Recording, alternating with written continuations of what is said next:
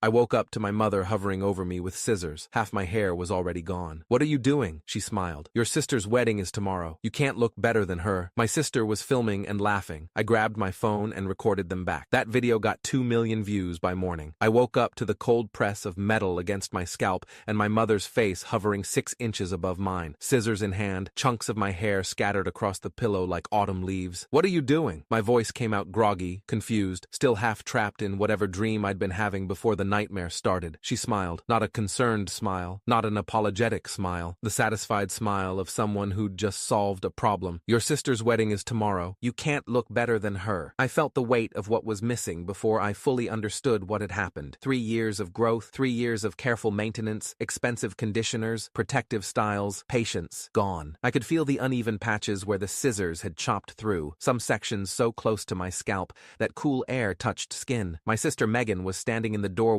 of my childhood bedroom, phone raised, filming and giggling like this was just content for her Instagram stories, like mutilating someone while they slept was hilarious, like I was the punchline to a joke everyone was in on except me. "Oh my God, you should see your face right now," Megan laughed. "This is gold." I didn't scream, didn't cry, didn't do any of the things they were probably expecting, the dramatic reaction they could later use to paint me as hysterical and oversensitive. Instead, I slowly reached for my phone on the nightstand, hit record. "Say that again, Mom," for the camera. Her expression shifted instantly, like a mask slipping. The smile disappeared. The satisfied smugness evaporated into something harder, more dangerous. "Put that down right now, Grace." "No, you just cut my hair while I was unconscious. I want you to explain why." "I said put it down. You were explaining how I can't look better than Megan at her wedding. Please continue." Megan lowered her own phone, finally sensing that something had shifted, that the dynamic she'd been counting on, the one where I absorbed whatever abuse they dished out and stayed quiet, wasn't going to hold. "Oh my God, it's just a joke. You're being so dramatic. It'll grow back. A joke is a prank that everyone laughs at," I said, keeping my voice steady even though my hands wanted to shake. "This is assault. You touched my body without consent while I was sleeping." Mom set down the scissors on my dresser. They made a small clicking sound that I would remember for the rest of my life. "You're being ridiculous. Family doesn't press charges over haircuts." I got up without another word, walked past both of them to the bathroom, and filmed the damage in the mirror. What I saw made my stomach drop. Choppy, uneven chunks missing from the entire left side of my head. Some sections were cut so close to the scalp you could see pink skin through the stubble. The right side was mostly intact. Apparently I'd woken up before she finished, creating a grotesque asymmetry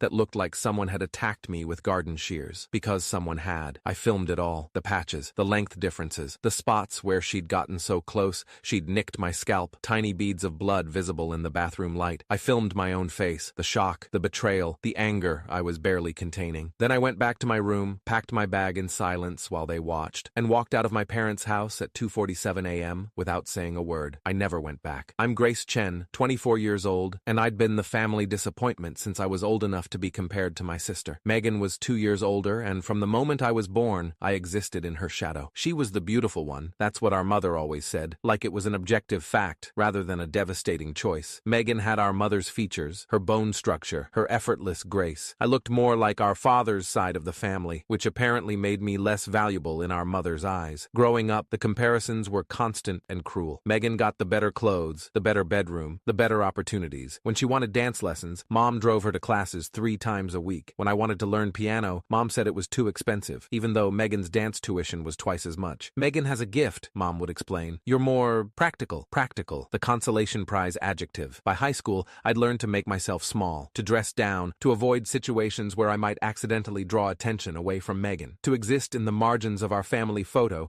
always slightly behind, always slightly out of focus. But here's the thing about growing up invisible. You learn to observe. You learn how the game works even if you're not allowed to play. I'd moved out at 18, put myself through community college, transferred to state, and graduated with a degree in marketing. I'd started creating content on social media 2 years ago, not because I had some burning desire for fame, but because I understood algorithms. I understood audience psychology. I understood how stories spread. My following wasn't huge, about 47,000 across platforms, mostly marketing-adjacent content, tips about branding and digital presence, practical stuff, the kind of content that builds slowly, steadily, without much drama. But I understood what went viral. I understood the mechanics of attention, and at 2:47 a.m., walking out of my parents' house with half my hair missing, I understood exactly what I was going to do. I drove to my apartment, filmed a final video documenting the damage under proper lighting, and then I sat down at my computer. I edited the footage footage together, not dramatically. No sad music, no tearful narration, no begging for sympathy. Just the facts, presented cleanly. Clip 1. My mother's face as she said, "Your sister's wedding is tomorrow. You can't look better than her." Clip 2. Megan in the doorway, filming and laughing, saying, "This is gold." Clip 3. The bathroom mirror, showing the destruction. Clip 4. Me, looking directly at the camera, voice steady. My mother cut my hair while I slept, so I wouldn't look better than my sister at her wedding tomorrow. This is what I woke up to. No commentary, no interpretation, just the raw truth. I posted it at 3:34 a.m. across every platform I had access to. Then I turned off my phone and went to sleep. When I woke up at 8 a.m., my phone had crashed twice trying to load all the notifications. The video had 2 million views by 9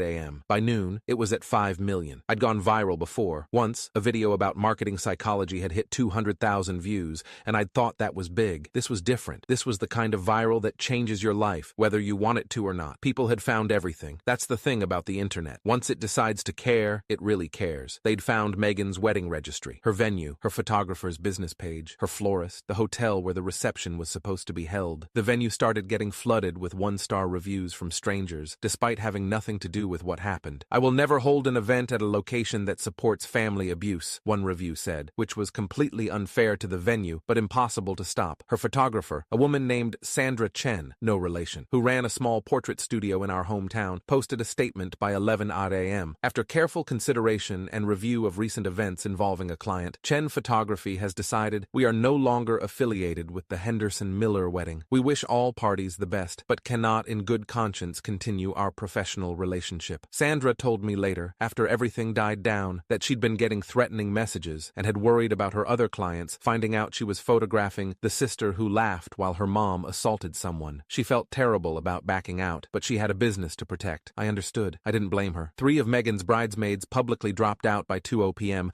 posting screenshots of their group chat where Megan had been laughing about my video and calling me pathetic and attention-seeking. "We thought it was a joke when she told us about cutting Grace's hair," one of them wrote. "Now we've seen the video. We can't support this." The internet had decided Megan was the villain. And once the internet decides something, there's no putting that genie back in the bottle. Mom called me 17 times that morning. I declined every single one. Dad called once at 1:23 p.m. I answered. "Grace," his voice was tired, strained. "Your mother is hysterical. Megan's wedding is falling apart. Half the guests have canceled. The venue is threatening to pull out. Are you happy now? Is this what you wanted? Dad, did you see what she did to me?" Silence. "Did you even watch the video? Did you see what I looked like?" More silence. I could hear him breathing, hear the sounds of chaos in the background. Mom crying, someone else talking rapidly. "I saw it," he finally said, "but she's your mother, and tomorrow is your sister's big day. Couldn't you have handled this privately? Did you have to put it on the internet for the whole world to see?" "She filmed it first, Dad. She and Megan were both filming it. They were going to post it themselves. They were laughing about it being content. They just didn't expect me to beat them to it. That's different." "How? How is it different? When they film me being humiliated, it's funny. When I show people what they did to me, it's sabotage?" He didn't have an answer for that. "I'm your daughter too," I said, and I hated how my voice cracked on the words. "I'm your daughter too, and you've never once protected me from them. Not once in 24 years. He hung up. I sat there for a long time, holding my phone, wondering why I'd expected anything different. Megan finally texted me around 3 p.m. "You ruined the most important day of my life. I hope you're proud of yourself. You've always been jealous of me, and now you've finally shown everyone what kind of person you really are. I will never forgive you for this." I read it 3 times. The audacity of it, the complete lack of self-awareness. She'd watched our mother assault me in my sleep, laughed about it, filmed it for entertainment, and I was the villain. I typed back, "You were laughing while Mom assaulted me in my sleep. I just let people see who you really are. That's not revenge. That's just the truth." She didn't respond. The wedding still happened. I learned about it afterward, pieced together from relatives who attended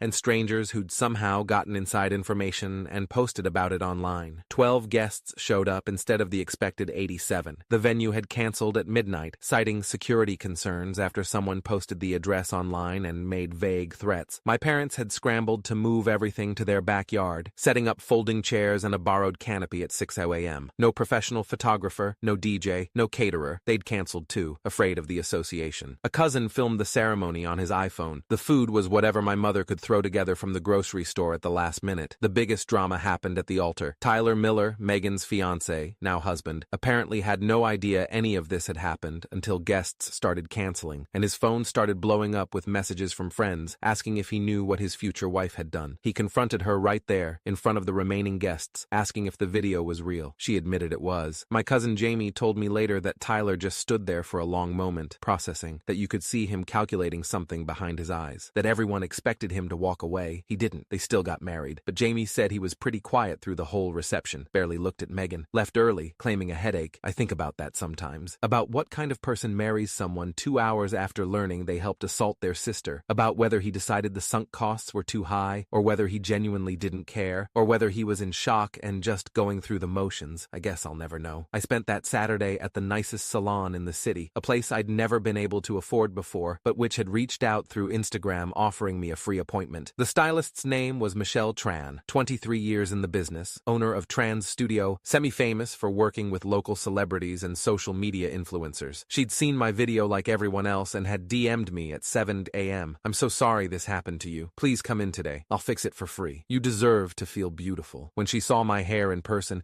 she actually gasped. "Oh, honey, oh no, they really did a number on you. Can you fix it?" She studied the damage, turning my head gently this way and that, assessing the situation. "I can work with this. It's going to have to be short, but short can be stunning. Do you trust me?" I did. Somehow I did. 3 hours later, I walked out with a pixie cut that somehow looked better than my old style had. Michelle had shaped it to my face, added subtle layers that drew attention to my eyes, made the asymmetry look intentional and edgy rather than mutilated. "You have beautiful bone structure," she said as I stared at my reflection. "I don't know why anyone would want to hide that." I cried then. Finally cried. Not because of the hair, but because a stranger had shown me more kindness in one morning than my mother had in 24 years. Michelle refused to charge me anything. She did ask if she could post about the transformation on her business page, and I agreed. That video got another 3 million views. Her booking calendar filled up for 6 months. Something good came out of something terrible. I try to remember that. 2 weeks later, Mom showed up at my apartment. No warning, just appeared at my door at 2 p.m. on a Tuesday, looking like she hadn't slept since the wedding. "Grace, please, can we talk?" I stood in the doorway, not letting her in. "About what?" "I made a mistake. I got caught up in making everything perfect for your sister. I wasn't thinking. The pressure, the stress, you know how I get before big events. You were thinking clearly enough to wait until I was asleep. I was worried you'd wake up and stop me if I tried while you were conscious." She said it like this was a reasonable explanation, like the premeditation made it better rather than worse. "Mom, do you hear yourself? You're describing assault. You're describing deliberately waiting until I couldn't defend myself. It was just hair. It was my body, my autonomy, my choice. You took that from me because you cared more about how pictures would look than about treating me like a human being." She started crying, the tears she probably thought would fix everything, the tears that had always worked on Dad, on relatives, on anyone who dared to criticize her. "I want to fix this," she said through the tears. "I want us to be a family again. Megan's not speaking to me either. Tyler's barely speaking to Megan. Everything's falling apart. Please, Grace, tell me what I can do." I looked at this woman who'd given birth to me, raised me, and never once seen me as anything more than a supporting character in my sister's story. This woman who'd cut my hair while I slept and smiled about it, who'd made me feel ugly and worthless and small for as long as I could remember. "You can't fix this," I said. "Hair grows back. Trust doesn't." She left crying. Part of me felt guilty, the part that had been trained since childhood to manage her emotions, to make her feel better, to prioritize her comfort over my own well-being. A bigger part of me felt free. Megan never apologized, not once. She blocked me on every platform, blocked my phone number, sent a mass email to extended family explaining that I had sabotaged her wedding over a minor prank and proven once and for all that she has serious mental health issues. Some of them believed her. Aunt Carol sent me a lecture about family loyalty and forgiveness. Uncle Robert left a voicemail saying I should be ashamed of myself for airing private matters in public. But most of them didn't buy it. Not after seeing the video. Not after watching Megan laugh while our mother stood over me with scissors. The footage was too clear,